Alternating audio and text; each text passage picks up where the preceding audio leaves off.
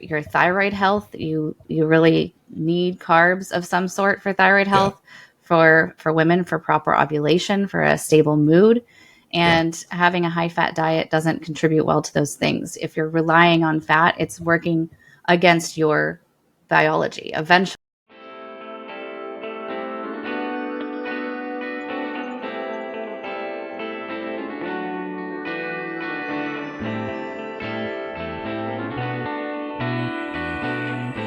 All right, welcome to the Bacon Bibles and Barbells podcast. Today we're talking about females and fats, how consuming a high-fat diet is particularly deleterious for women, and some of the concerns we have with that. So a few people listening are probably like, what? That's ridiculous. That's not what I saw.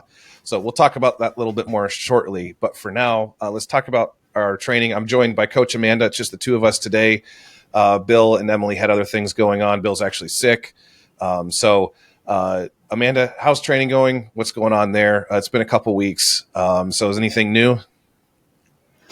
Yeah, last week I just had crazy insomnia. So I actually missed a couple of days of working out because it just didn't feel like it would be productive. Yes, I probably should have gone and just done some bare minimum anyway, but it was just That's what I would have told one of my clients. I mean, typically I would. I don't think I've missed 2 workouts in a week, since we were in the middle of our move, and I was still moving during that time, but it was kind of a little bit of a lazier week last week. I am off to a really good start this week though. Food timing's been good these last couple days. Workouts have been good. I got my cardio, of course, back in the mornings. I think I'd mentioned that the last time I was on. I moved that back to fasted cardio in the morning. Not that the fasted part is important, but it's just when I get cardio in the best. If I do it first thing in the morning, I'm way more consistent with it than if I stick it somewhere else during the day. So I've been more consistent with that, which is really helpful. And I have not picked an exact show date, but I have a month that I'm aiming for before we actually narrow down a date. So I'm aiming for April, probably late April, if possible. I may pick up a backup show in May, both, for 2 reasons. For one, if it looks like we just need a couple more weeks from the April date that I might choose, then May is a good backup. Or if I don't place exactly how I'd like on the April, we have a couple of weeks to dial in and show up on stage in May. So pretty much going to be picking 2 dates. I may not do both shows, but I want to have 2 dates in mind. I may even pick a third just as a backup. But I don't want to get ahead of myself there. I think I'm going to pick 2 dates, about late April, early May. And the intention is to qualify for nationals again. Last time I qualified, I did not go. I didn't feel like I was ready for a national stage just yet, but spent a couple years on growth and I haven't leaned out since then. So I'm curious to see what everything looks like. Hopefully, what's going on in there? Right. Hopefully, if I qualify again, I'm looking at a national likely next August. So I'm going to try for a Masters National. I feel like I've got a better shot there than in the Open. So naturally. So I'm going to try to get down to near 115 before the holidays. Try to stay on maintenance during the holidays, and then first of the year will be official prep. So kind of prepping for prep at this time. You want to come. That's one thing that I know some bodybuilders, it just goes better if you come in already kind of close, where you're within like striking distance, because if you try to like in 12 or 16 weeks drop like 20, 40 pounds or something, like some guys do that, and it's just really difficult to look good, and also just not feel like crap coming in, because it's really hard on your body to drop that kind of weight that fast. It is funny too, because it's like in bodybuilding, everyone has backup shows. But in like the strength world, you wouldn't do that. It's like your peak time is your peak time. And especially in strongman, it's like, well, you might show up to a show for fun that you didn't really prep for, but like you're not going to just like be like, oh yeah, well, if I don't do this one, I'm going to do that one because whatever. Whereas like because it's also more predictable that you're going to peak when you peak, Whereas bodybuilding, sometimes, like you don't show up as lean or you get lean too fast. Like it is, there's science to it. There's also art, and individual responses can vary, and other things like that. So on my end, I've got like kind of crummy news with how things are going. I think last time I was talking about how I had some tight muscles in my upper back on the left side that I was dealing with. It's just causing a lot of pain. At the time, it was just pain, and there's like a lot of muscle twitching and spasms and stuff like that on my left arm, like various left muscles in my back, my delts, things like that. That actually resulted in what I am guessing is a bunch of pinched nerves. And because they couldn't be stimulated, I've atrophied like a lot. Like basically on the left side, it's weird on my delts. I have a decent amount of side delt still. My front and rear delt have basically disappeared. Like my rear delt on the left side looks like it's half or less the size of my rear right delt right now.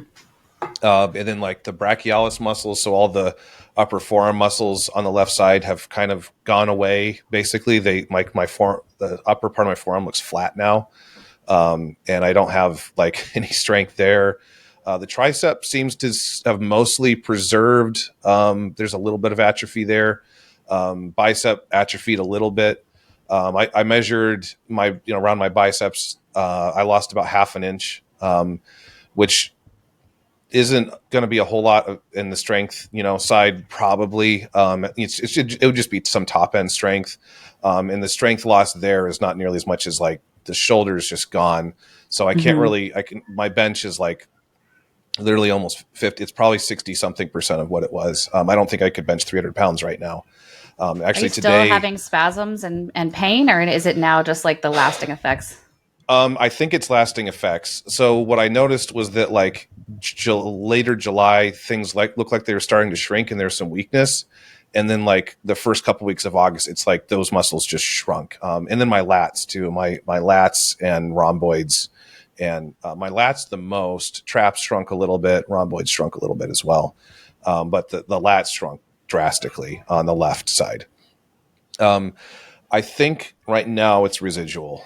It's hard to really assess that, but I'm not getting twitches and spasms very much anymore. Just every once in a while, get a little something. So I don't think there's as much nervous system interference, but I do still have nerve pain. Like right now, my left tricep hurts. It just kind of aches, and my left shoulder, the muscles just kind of ache.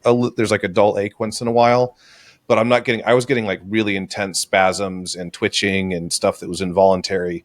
So I don't think there's nearly as much interference as there was. So I'm hopeful that I'm not going to get any further atrophy. I'm hoping, because it's very significant that like, even like I can even feel it if I just raise my left arm, and I still have some back pain, but it's not nearly what it was.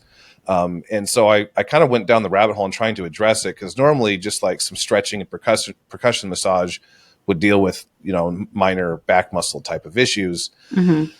That didn't really do anything. In fact, stretching always made it worse. And so I kind of went down the like PT rabbit hole of like what PTs do for more advanced, like really constricted muscles that just won't let go.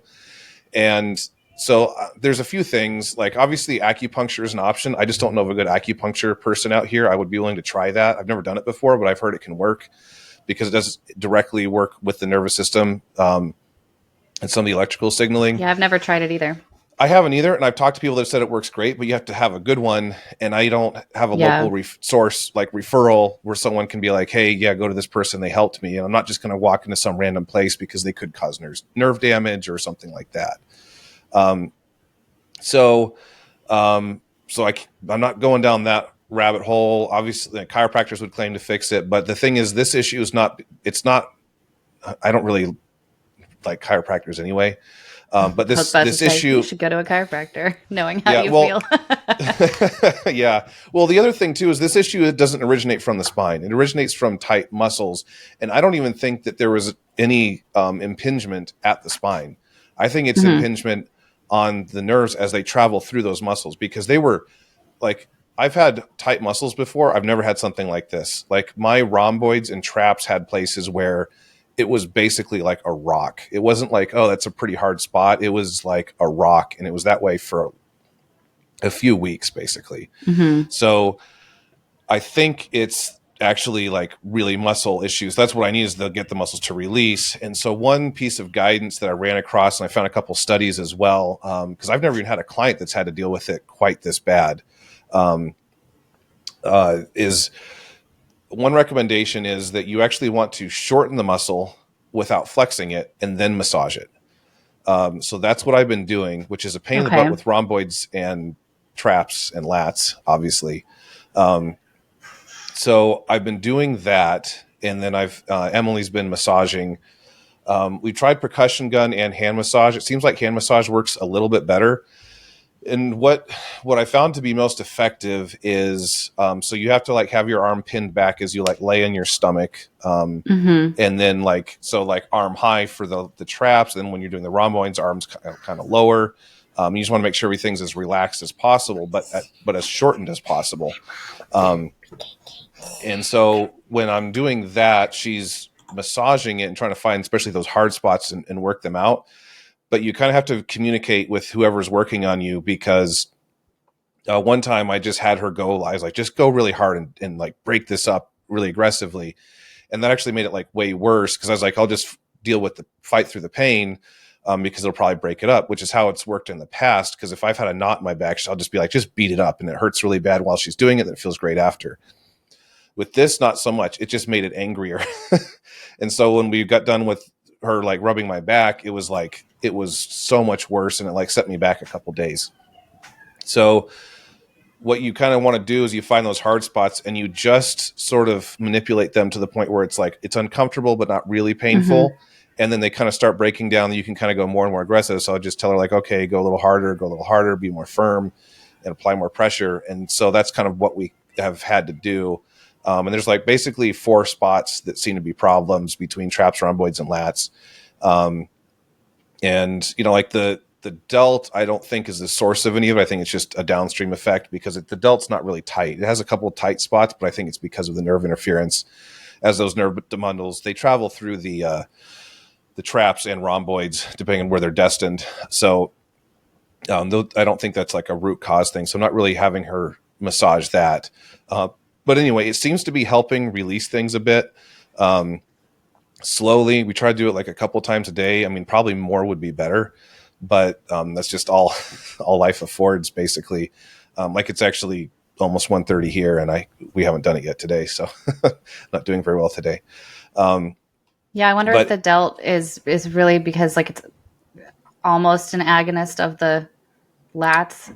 Yeah. And there could be some opposite. I noticed that if I ever have like one side of the body that's injured, I'll compensate on the other. Or, if something in my back is, I've even like had like more chest muscle pain if I have something going on in my traps, because I hold myself differently and it just strains the opposite side. So it could be that the delt issue is not actually the delt issue. It's just related to everything else. Yeah, that makes sense to me. And I've kind of gone off the assumption that it's either, like you said, an agonist-antagonist type of situation, and I suspect it's probably both, like many of these things are, where it's actually just like nerve interference of the bundles that go to the delts anyway. So because usually the muscles that have been most affected, ironically, they've been like tight and flexed a lot, but they're still breaking down rapidly. So doing some, training has very much changed around this. I'm just getting back into, I was going to get back into some very light training, but I'm going a little more aggressively than I'd planned for August, just because I need to stop, atrophy. It's just been so rapid. I've never experienced anything or even seen anything like it. So like I'm just going to be squatting and deadlifting really light for a while, and mostly focusing on trying to get the upper body back where it needs to be, so I can hopefully make a push on bench press and overhead press like I was hoping to this year. But at this point, I'm just trying to get back to where I was as quickly as possible, which I just have no idea how long it'll take, because I don't know if all the nerves are firing. Right. Like my triceps are strong enough to bench quite a bit, and so are my pectoral muscles. The pec seems unaffected, but because of, and it's not just the shoulder it's not so much that the shoulder can't lift the weight, although that is definitely true because the front delt's eroded so much. It's actually the rear delt that's causing a lot of the problem with like bench, because there's no stability in my shoulder. And actually with 225, when I got to the 5th rep today and I failed, which is ridiculous, the shoulder actually like started to pop out of the socket backwards, which 225 shouldn't be enough weight to do that. But it's just because of how weak that rear delt is. Like it almost looks like an indent where my rear delt is anymore. And on the right side, I actually have, I have a rear delt. It's not like they're huge, but they're there. So like, I think it's just that like it can't stabilize the joint because of how atrophied it is. So I did face pulls, stuff like that. But yeah, that's a good substitute if you have to. Yeah, well, I mean, it not so much as a substitute, it's a good just as a way to, but if you to build up the rear delts again. Yeah. Yeah, definitely. I've always said to people, like, if you bench appropriately, you're benching with your back. So it definitely makes sense that the bench is affected. Yeah, and I even had a hard time, it's tough because you can't see the rhomboids that well. So it's tough to know how much atrophy there was there. Yeah, but I'm confident there's quite a bit because I noticed I had a really hard time pinning my shoulder blades, my left shoulder blade back on the bench. I couldn't get it quite in the right position. It was like close, but it wasn't quite there. I did squat today. It doesn't seem like that's going to be horribly affected. Those muscles are, they do work, but it's not that much. I mean, I only squatted 315 for a bunch of reps, but I suspect I could squat pretty heavy without this really affecting it. I think it's mostly just all the upper body, pushing and pulling movements, unfortunately. So that's my update there. I'm just trying to try to get back to normal. Totally sucks because I was looking forward to like coming back and making a big strength push because I haven't pushed strength since summer last year. But right now I'll just be kind of bodybuilding to get to back to something like I was before. Because my goal was to bench 405 at this lighter body weight around 250 instead of close to 280 like I was last time I did it, and strict press 300. But right now I'm just going to be happy if I can get back in the high 300s, high 200s, within a month or two. So but we'll see. Muscle memory is real.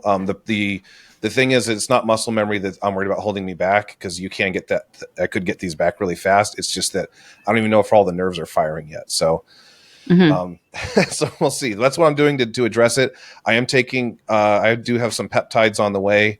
The mini fridge that I kept my other peptides in died and actually like cooked all my peptides. And they were actually already constituted, which would be fine if they were still lipolyzed, but they were not constituted. So I've got BBC, TB, and GHK on the way, and I'll be running those to enhance the process of the nerve healing and stuff like that. Because I don't know, they could still be inflamed. There could actually be some level of damage that needs to be healed, and nerves heal very slowly, and those do help. I have used them for minor pinched nerve issues and impingements before, and they've worked really, really well for that. But this is definitely more severe than I've experienced. So we'll see.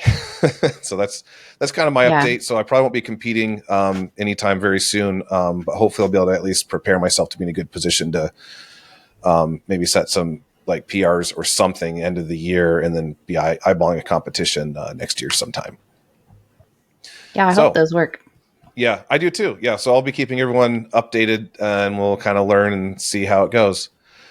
So our topic today, as we talked about, is females and fats. So right now, and as it has been for the last several years or so, especially in the female fitness world, the crunchy mom world, the homeschool mom world, the chickens in your backyard mom world, especially, high fat diets are still being pushed really hard. And I think the biggest appeal is that it's very simplistic. It's just like, eat high-fat meats, and you'll be fine. Which, to be slightly fair, if people doing that only stuck to high-fat meats, most people could actually stick with it. You could lose weight, and it's probably better than the type of diet that most Americans eat.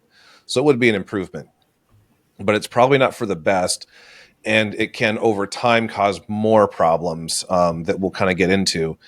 So that it's being pushed a lot. Some people that are hearing this are probably already a little bit offended, but just ask that you stick with us and we'll kind of explain our reasoning and why we say what we say and how we've also worked with a lot of people that have been on these types of diets And we see great results with them when they switch, because they're frustrated with their results after a time, because you usually do get weight loss initially for a while. Part of that's water loss, of course, because when you cut out carbs, you lose a bunch of water weight, which is not bad water weight, but also because they end up eating less processed foods. And so you're going to have less stomach distension. Sometimes your digestion will actually get better for a time. You might feel like your energy levels are more stable. But what often happens over time is that if you were to go off of feeling, your energy levels decline. So you just kind of like, you used to feel good before because you're eating trash, and now you're eating mediocre. And then eventually it's like, oh, okay, especially if you're training, recovery kind of goes downhill a little bit. You're sore more. You just kind of like, you feel a little lethargic and that kind of thing. So we're talking about a few facets of this. Before we do, I want to say that I actually ate this way for in my early 20s for like 3 years. I did the back when it was not carnivore. What was it? What was the caveman diet thing? Paleo, yeah. Which I don't see much paleo around, but paleo is actually like at least a decent middle ground, because you still eat tubers. So there's still some carbs there. There are still some carbs, and we did eat some. We didn't eat them every day, but it was almost like we treated it like a treat, and we would usually have potatoes, which those are tubers, so duh. But even then, yeah, we only had potatoes probably like a few times a week. So I was more or less kind of in ketosis, or, just out of ketosis for most of that 3 years. During that time, I was able to keep my weight the same. That was pretty easy. But during that time, I started having a lot of sleep issues. My energy levels declined significantly. And that was actually the beginning of the end of having full thyroid function, basically, which I might have been destined for anyway. But it certainly sped it up if that's the case, because that's when I got diagnosed as hypothyroid. When I changed and introduced carbs back in, it got better for a time, and then it declined again. So that indicates to me that the diet really caused some problems there that probably didn't need to experience in my early 20s. And it probably would have been later in life. So chiefly, let's talk about the, first of all, the insulin sensitivity issues. Man, you're obviously super familiar with diets. So can you kind of talk to, because a lot of people hear this and they're like, wait, why do it cause insulin sensitivity issues? When you eat fats, the pancreas does almost nothing. Like, it's almost unaffected by fats. So how in the world would eating a high-fat diet, a high-fat, high-protein diet, actually potentially lead to insulin sensitivity issues? Yeah, and I think we're specifically talking about women, even though the same thing happens in men with these long-term high-fat diets. Women just tend to store more fat to begin with, and that's okay. That's totally normal. But ingested fat does convert into body fat more easily than the other macros in the first place. So, first of all, excess fat intake is gonna easily make it hold on to somewhere in your body when you're having that, and also taking your pancreas basically out of the equation is going to make your body kind of search for glucose to process, which is how it's going to eventually then cause some insulin resistance. I like to describe the whole insulin glucose as like cars and a passenger, or like maybe a public transit system and passengers. Like, glucose is the passenger. If there's more glucose, then there's more buses needed to take that around, the bus being the insulin. So when you have a good amount of carbs, then, there's and good insulin sensitivity, there's a proper balance between how many buses and how many people you've got, basically. And insulin resistance is going to look interesting because on a keto diet or a high fat, very low carb diet, your body becomes insulin resistant by sending out too many of these buses. Like, you've got this insulin searching for glucose, and there's like no passengers to take on.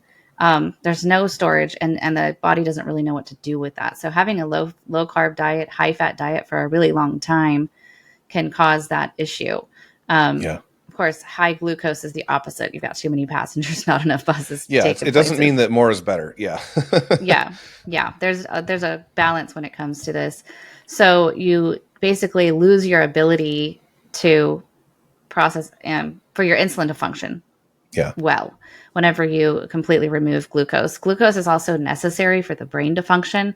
You're going to have a lot of people claim to not have brain fog on keto, but long term that will come because you're not fueling your brain with the proper source that it needs to function, which is glucose. Yes, there's fat, responsible for brain function too, but primarily it's glucose. Primarily metabolizes glucose. And yes, your liver will, through gluconeogenesis, convert fats into glucose very slowly and somewhat inefficiently so that your brain has minimal function, but this should not be considered optimal.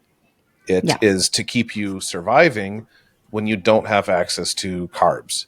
It is not part of our human design, as far as we can tell, to be reliant on this for the primary way that we get carbs. Yeah, being in ketosis is incredibly overrated. It's not something that you really have to achieve anytime in your life. If you feel like there's an intolerance to a food that you're needing, that you're tempted to go on keto to find out if that's a true intolerance, just cut out that food for a while. Like that'll reveal whether it's intolerant or and it can be useful as an elimination diet too. Like if you're like, I don't know what's causing it because you just feel like junk at different times, then go on an elimination diet, and like carnivore is probably the way to go. And then slowly, every few days reintroduce certain food types and then see what's going on. But it doesn't mean that you can't handle carbs. It just means that maybe you can't handle a specific carb or a specific vegetable even. It doesn't mean that you're like intolerant to a macro necessarily. Right. And really a big risk for these types of diets is not understanding how dense fats really are. Yeah. The fats that like people think that you have free reign on any nut, cheese, anything, peanut butter, avocados. And that's just not the case. They're incredibly dense. And for you to feel satiated, like your stomach to actually feel full enough to be satiated, it's going to take a lot of fat to do that. So your caloric intake is going to be skyrocketing quite a bit, which is, again, not good for insulin sensitivity.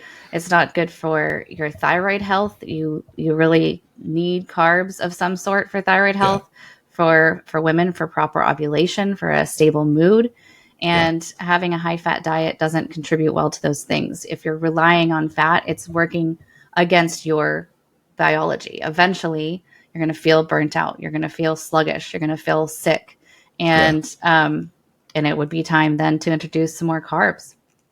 Yeah, I think let's tease a couple of those things out that you mentioned there. So one with the density, the caloric density. So every gram of protein that you eat is 4 calories. Every gram of fats you eat is 9. So it's 125% increase, or we should say 225% increase in in how much you're getting per gram. Now, that's often compounded in practice by the fact that most high fat sources don't have that much water in them. The way that your stomach usually will decide, I'm full or not, is based on weight more than anything else. Volume is a factor, but weight is the most important factor. That's why, like, if you like look at eating contests, like food challenges, they tell you how heavy the the food is in pounds.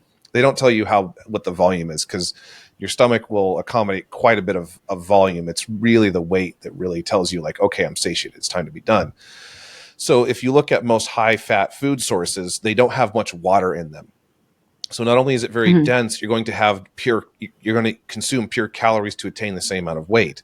Whereas carb sources, now carbs are obviously less dense calorically, but most carb sources have a lot of water in them. Think about rice, think about tubers, think about fruits. They have a lot of water. They're very high water content. So that water is going to contribute to how satiated you feel. So it's kind of a double whammy, if you will.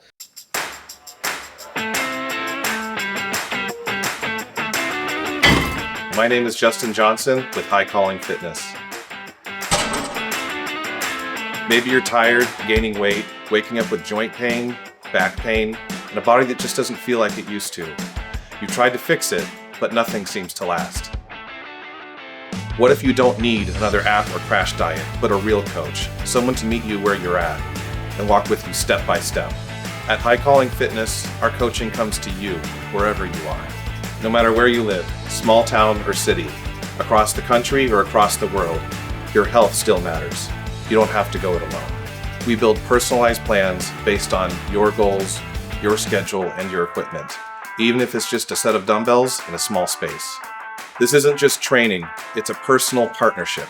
You'll get weekly updates, one-on-one access to your coach, and ongoing support through Zoom and Slack every step of the way.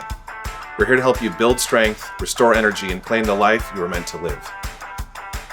Book a free consult today. Let's talk about your goals and see how we can build something better together. High Calling Fitness, built for the everyday, ready for the extraordinary.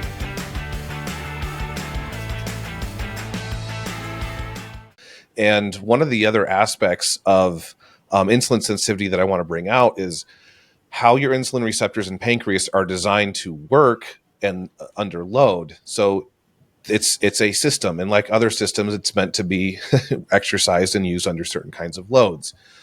So what the way, and this, by the way, we have basically good clinical data to indicate that a high fat diet reduces insulin sensitivity. The mechanism isn't fully understood in most cases, but what I've kind of proposed and what I've seen play out pretty well in practice is that essentially the insulin receptors and pancreas like to do sprinting and not long distance running.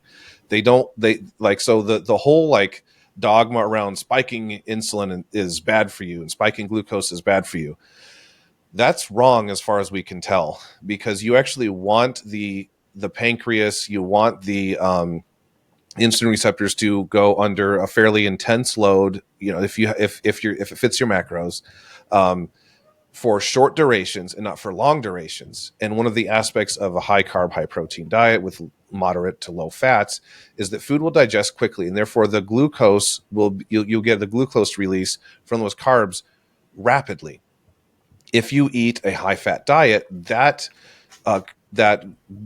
we could say load, the glucose load, the insulin load is elongated over a much greater period of time because fats take longer to digest in the stomach. They move slower through the digestive tract. And so they'll be everything you're absorbing, including the proteins, are absorbed more slowly. And that's not really a good thing because it tends to lead toward insulin sensitivity issues. Those receptors need breaks. And if you don't give them breaks, then they will eventually not respond well. There also seems to be an aspect of atrophy, I think probably of the pancreas, as far as creating insulin goes. This is a theory that I have. It's not proven, but we do know the opposite is true. So persons that are morbidly obese tend to have much larger pancreases. We know the pancreas grows and shrinks based on how much load, how much demand it's under. So it is an organ that will grow and shrink on demand over time. And this is because you need more, it needs more insulin. So it's going to get bigger so it can produce more insulin. I propose that just like every other system in the body, it will also shrink if it's not being used very much. And I think that is one reason why people that are on these diets, if they decide it's the weekend, it's been a while, I'm going to go to this thing, I'm going to have some bread, I'm going to have French fries, whatever the thing is, and think that that's going to be fine, it will hit them really hard. They might feel kind of sick for 2 or 3 days even.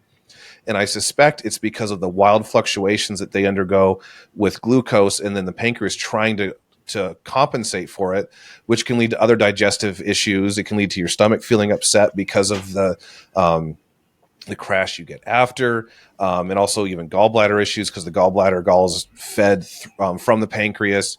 And so all these systems basically get interrupted, and they're being used for something that they don't normally do. And so it seems to be basically like a muscle. If you don't use it, you lose it.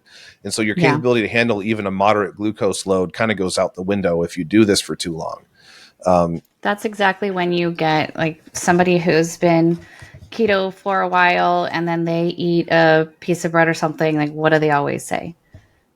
Anytime I eat a carb, I feel so sick. I must be intolerant to carbs. Yeah. I must be allergic to carbs. Or they think now I have a gluten allergy or something like that. Exactly. Yeah. Now I'm going to self-diagnose with celiac. So it's this cycle that they've put themselves in. It's not necessarily something that their body can't do. It's something that they just haven't practiced. Like you related it to a sprint. The insulin it's a sprinter. It's not a marathon runner.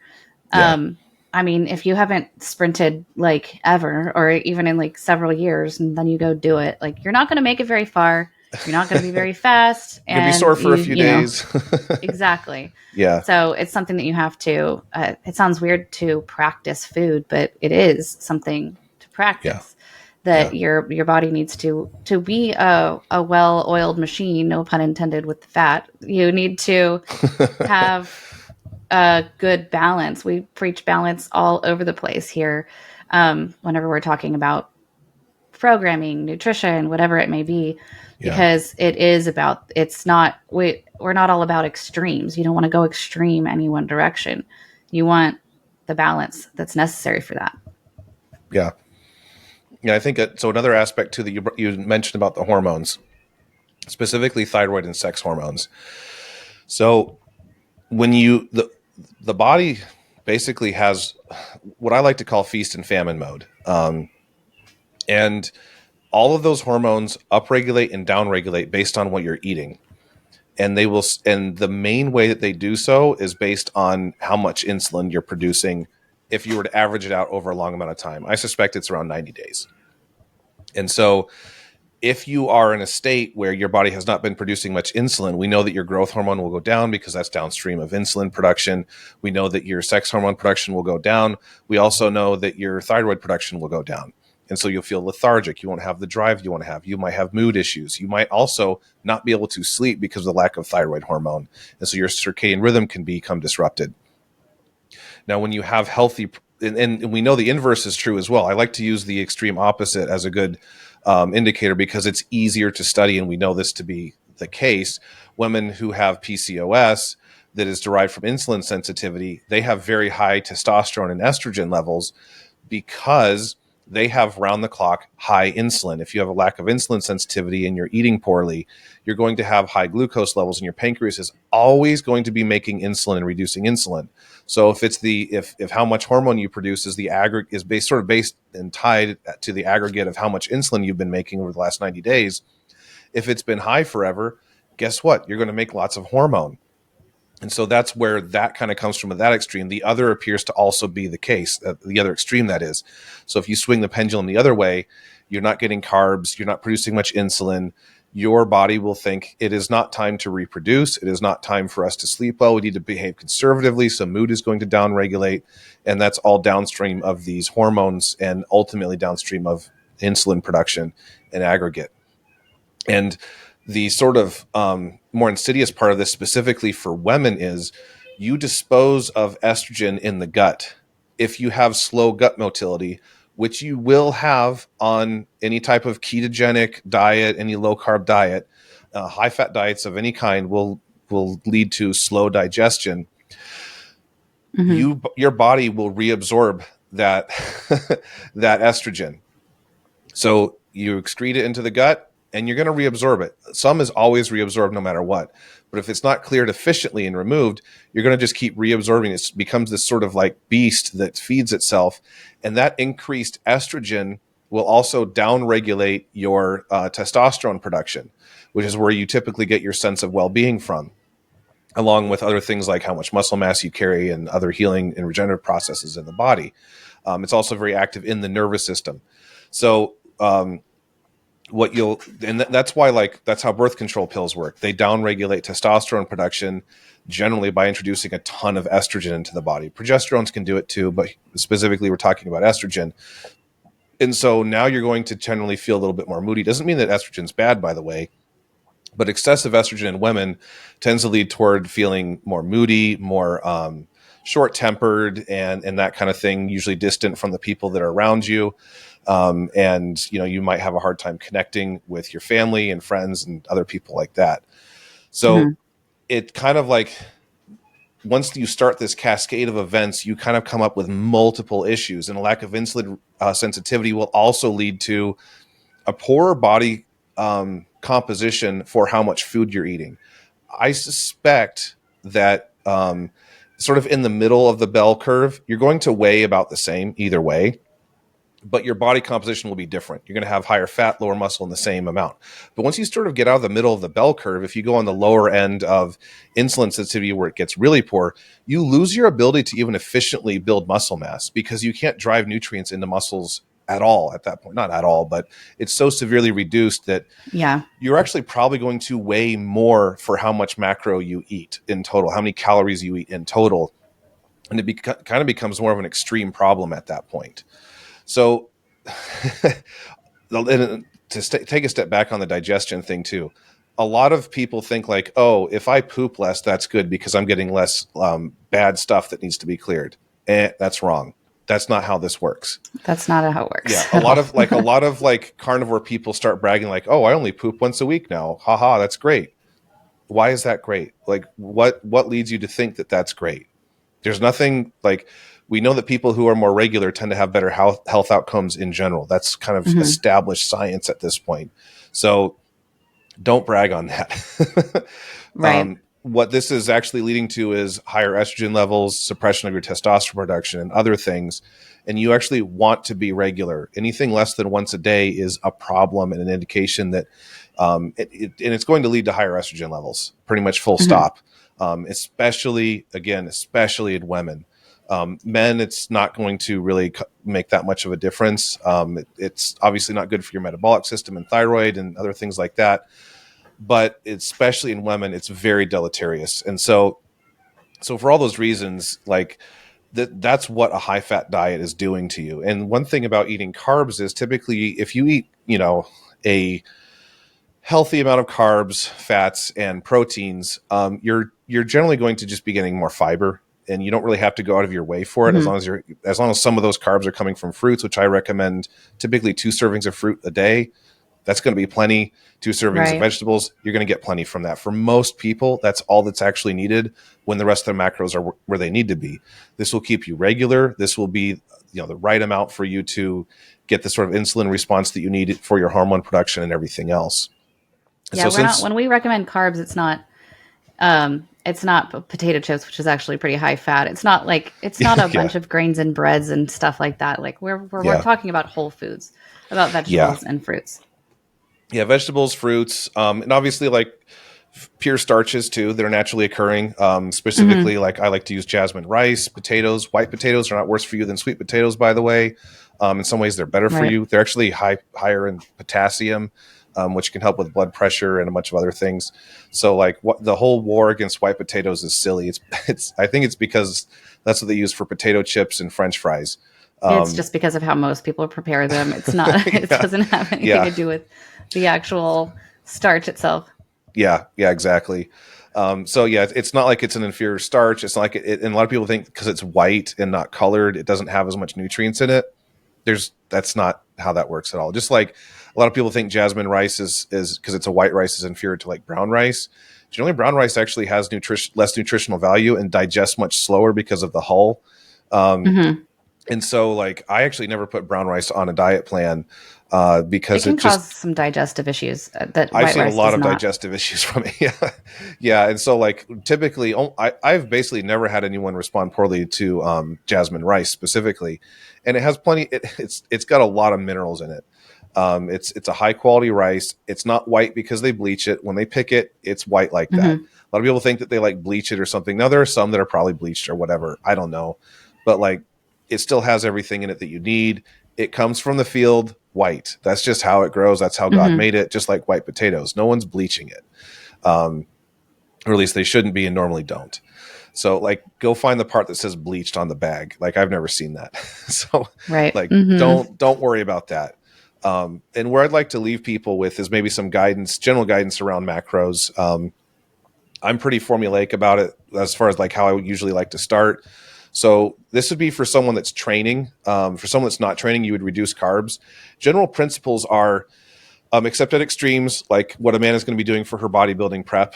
She's going to be taking fats lower than what I'm going to say. Yeah. And that's just fine. And we're not talking about that. We're talking about normal people for normal activities, including those that are participating in strength sport and not trying to go into extreme weight loss where you're trying to get down into the, single digits and things like that. So typically, actually, before you go into that, I want to, we brought up some things that people overeat because they don't realize that such a small serving is so dense, like peanut butter. Yeah. But before you go into the macros, I want to clarify what fats are not macros, because a lot of people will say, I need more peanut butter because it's good protein. I need more bacon because it's more protein. Those are not protein sources. Those are fat sources. And so are they fine? Of course they are. You can have peanut butter. You can have bacon if in a good amount. You can have cheese. There's protein in cheese. There's great cheeses if you need cheese recommendations. I love cheese. But those need to be measured appropriately. Like, it's very easy to overeat nuts, peanut butter, seeds, cheese. Very easy to overeat. Yes, there is protein in them, but they are not protein sources. So when we talk about a certain amount of protein, we're not talking about using those as protein sources. Yeah, and by the way, watch the consumption of nuts. I recommend people eat no more than a small handful a day, because they're hard to digest. Like, humans weren't made to digest much in the way of nuts. They just, the hull and everything else, it's tough for your gut to break them down. They're fine in moderation. Don't have like a bowl of almonds for lunch and think that's okay. I do not recommend that. For the macros aren't great anyway, but it's just not good for your digestion. And so the way that I like to approach diet is, one, if we're trying to make weight go up and down, we change carbs. We don't mess with protein and fats generally. They stay static and the same at all times. Think of carbs as like the gas pedal. We bring them up to gain weight, put them in the middle if we want to cruise and keep the same weight, and they go down, sometimes even almost to nothing, if we want for dietary reasons, if we're trying to lose weight rapidly. It's just something you want to be careful of because of all the things we just talked about. However, you won't get all the problems that we talked about because you're not eating that much fats anyway. So protein's really easy, 1 gram per pound of body weight. Really, really easy. Fats, cut that in half. So if you're a 200-pound man, you eat 200 grams of protein, you eat 100 grams of fats. Do that basically forever. That's about the right amount for pretty much anybody. Now, carbs, this is individual. This is just a starting place, by the way. You're going to have to experiment with it, eat this way for a week or two and see what happens to find your maintenance. But for a lot of people, maintenance is going to be between 1.5 to 2 grams of carbs per pound of body weight in my experience. Now, I will say for some women, it can be less than 1.5 because like very, very short, very small women will actually gain weight on 1.5 grams per pound of body weight with the other macros in play. But that's usually a good place to start for a guy that's like muscular. 2 is going to be like plenty, and even you can go higher than that sometimes because the ratio seems to change because of how metabolically active muscle mass is. But for those of you that are training, this is usually a good starting place. Now, for those of you that do not train, that 1.5 grams per pound of carbs might be excessive even for some men because you just don't carry enough muscle mass to even burn that many carbs. It's not a whole lot, but if you're under muscled, it actually could be excessive calories for you. So for most people, men and women, it's not a bad idea to just go with 1.5 grams per pound of body weight to start. Do that for a couple weeks. See what your weight does. You're not going to gain a bunch of weight in two weeks off this. If that's not the right number for you to maintain, the worst case is you're going to gain like a pound or something like that of body fat. You can shed that in a few days. So don't worry too much about it. It's for experimentation purposes. Typically for men, if I'm trying to do like decent fat loss and not go like crazy, then 1 gram per pound of body weight when they're training of carbs is going to result in decent fat loss. They're going to lose, a couple pounds a week. For women, you might actually have to go down to 3/4 of a gram or something like that. Maybe even half a gram per pound of body weight is going to be pretty common from what I'm seeing. And that is just a factor of how much muscle mass you're carrying and how metabolically active Yeah, your carbs are body very is. dependent on how much muscle you're carrying. Yeah. And if you use carbs in the method that you're saying, when you're higher, when in a little bit of a surplus, put some muscle on, those numbers may change next time you go into a cut Yeah. because now you have more muscle to use the glycogen that you're bringing in.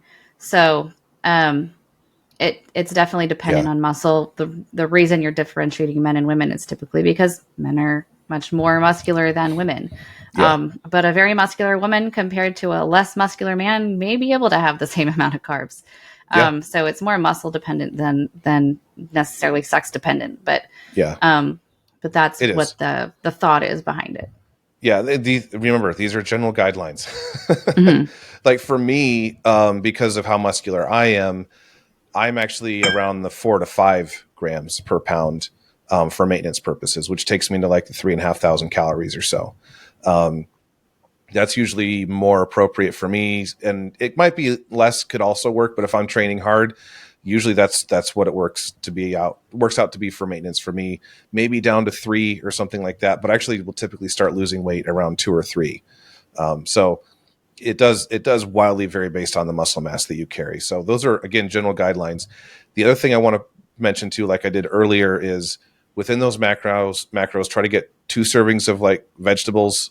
And I'm not talking about starchy vegetables. I'm talking about like salads and, whatever Mm-hmm. else, greens, go buy the bag of frozen, vegetables or something like that, saute them, whatever works for you. Just be careful how much oil you use. And Or then, boil them if you don't want to use oil. or boil them. Or Yeah, steam, exactly. whatever. Yeah, If you're or put trying them in to an cut the air fat. fryer, by the way, because they'll get a little crispy, and Oh you yeah. don't get the like boogery vegetables. And then same thing for fruits. 2 servings of fruits, and a serving. Don't overthink it. It's like a handful. If it's berries, how much can you fit in your hand? If it's an apple, it's an apple. If it's an orange, it's an orange. Like you don't Yeah. have to overthink this too much. People that have to overthink this are like bodybuilders and stuff on a prep. For the rest of everyone else, if it fits in your hand and it's fruit, that's probably a serving. Like just general guidelines usually works out to be pretty well. Yeah. So There is a good time to use fats to your advantage, of course, which is in the evening. I would say if you are going yes, to concentrate more fats in a certain time of day, not all of your fats for the day, but concentrate a little bit more toward a certain time of the day, I would say dinner is the time to do that. It'll help yeah, to slow down the digestion of everything else, keep you satiated all night. hmm And that's the time to be using those. And a lot of what generally, we I were, I recommend about 50% of your fats to have with dinner. yeah, yeah. I don't know what I was about to say. Sorry. It'll come to me in a second. I just wanted to put that out there. Yeah, and that generally be for the people that are trying to get their protein in, which you have to eat like maybe 4 or 5 meals a day. And so like if and the way I usually do it is I get I have the majority of that other 50% of fats with breakfast because of eggs, because eggs are so good for you. And then lunch, honestly, I usually have almost no fats typically. Like it's going to be a lean meat with a salad. It's not going to have a bunch of fatty dressing on it, and like rice, basically rice or potatoes. And so you're going to get like several 10 grams of fats potentially if you're eating like chicken breast or something. Hmm. Whereas breakfast, if you're eating a bunch of eggs, guess what? That's a fair bit of fats. So you might be getting like 35% of your fats with breakfast. But again, I think that the guidance, good rule of thumb is like, well, just get 50% of your fats with dinner. And it's nice because that opens up the ability to have a nice family dinner where you get to enjoy it a little bit more. Those fatty meals are nice, or you can have fattier meats. That's, when you're going to have steak, and just like other meats that are just fattier, things that have, maybe more broth in them, soups and like Hmm. creamy soups or whatever else. It's totally fine. Those are just enjoyable meals and sort of also integrated into our society, think more culturally. And so like, it's fine to just get it at that time. It works well. And kind of like you said, it also helps with compliance because you do feel satiated for a while. And it kind of like helps keep you from snacking at night. For most people and for myself, I actually don't really like to do it personally because I just want to be done eating after dinner. But I have a snack, a couple hours after dinner, usually like 8:30 p.m. or something like that. And that's when I'll have like a 0-fat Greek yogurt with a sprinkle of granola and some fruit in it, maybe some honey, depending on how many carbs I'm eating, or something similar to that. But it's basically no fats any longer. And it's a way to get the last bit of protein and carbs that I have to have. And also keep me from waking up starving at like 2 or 3 a.m., which can happen sometimes. And some of us can struggle with that on a low-fat diet. And so if you get those fats a little earlier, everything's kind of slowed down for a while if you have it with dinner, but it won't be to the point where it's actually like causing any problems. Did you remember what you meant to say before I rudely interrupted you? We talked a little bit about like a couple things, not just high fat diet, but also the low carb component of it. Yeah. And because most of us are unintentionally on a high fat diet, we may not be cutting carbs. We may just be eating a traditional American diet. Maybe you're getting the right amount of protein and the right amount of carbs, and you're just really not aware of how much fat you're eating. Follow those guidelines that you just gave for the fats, like a gram per pound of body weight with protein, half that for fats. You may recognize right there really quickly just how many fats you are getting. Like I'm 120 pounds. Half of that is 60. It's very easy to hit 60 grams of fat. Really easy. Quickly. Very, very easy. So if it has been a long approach of trying to lose weight and you're not, and you haven't cut carbs, and you're getting a good amount of carbs and protein, that there's probably some hidden fats somewhere. Yeah. It Especially might be if you're eating anything processed or pre-prepared, anything like that. If it's frozen meals, anything like that, most people are shocked. Go look at the back of like any of the frozen meals that you buy. You'll probably be shocked how many fats are in them, especially compared to if you just made it yourself at home. Like if you look at like a lasagna or something like that, that like comes from the frozen section, and then compare that to if you made it at home, it probably has double or more the fats in it. And if you look at the American diet, how it's changed over the last 40 to 50 years, carbs have been about the same. Now, it's more sugar than complex carbs, which isn't as good for you. But your weight's going to be about the same either way. Protein is actually about the same. It hasn't changed that much. However, fats have gone up drastically. And so there's this demonization of like sugar and all that kind of stuff, which, a lot of people need to eat less sugar. But if you look across like society-wide, the thing that's gone up the most drastically are fats. So this theory that adding fats to your diet will make everything easier, guess what? We've already been doing that for a while. And we've seen a rise in incidence of obesity, metabolic disease, cardiovascular disease, and all sorts of other types of problems from it, and hormone issues and things like that. It's already been done. It's already been tried. It's not new. It's not novel. And it's not working. Absolutely. Yeah. Cool. Anything else to add to that? That's all I got today. No, I think that was great. I mean, carbs probably need to be fixed too, as far as the refined sugars, but the amount, when we're just talking about pure amounts, it's the fats. Yeah, it usually is. I think that's all I got. So if anyone would to talk to us about how this could look for you and how we might be able to help you design something, because we just put a bunch of information out there for you. But if you're you're wondering how does this work together or anything like that, book a meeting with us at highcallingfitness.com. We love to talk to you about how we could help design a diet plan that actually integrates this into your life and figure out how to navigate these types of things and sort of plan it all for you. And you just kind of do what you're told. It's pretty awesome. So highcallingfitness.com, you'll get to see Amanda or Bill if you book there, and they'll tell you all about how they can help you. And until then, gains and grace. Don't eat too many fats. Gains and grace.